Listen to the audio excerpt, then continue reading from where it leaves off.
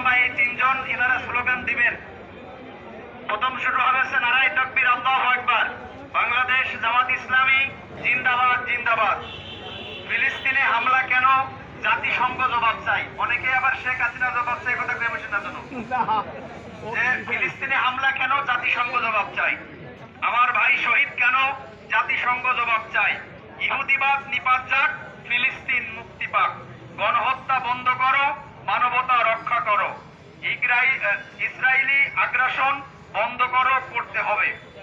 বিশ্ব মুসলিম এক হও, জিহাদ করো। দুনিয়ার মুসলিম এক হও, জিহাদ করো। আল আকসা, এইগুলো বললে আমাদের হবে। মূল আমাদের যেগুলো আমি আবারও বলতেছি, নারায়ে তাকবীর আল্লাহু আকবার। বাংলাদেশ জামাত ইসলামী জিন্দাবাদ জিন্দাবাদ। ফিলিস্তিনে হামলা কেন? জাতিসংঘ জবাব চাই। আমার ভাই শহীদ কেন? জাতিসংঘ জবাব চাই।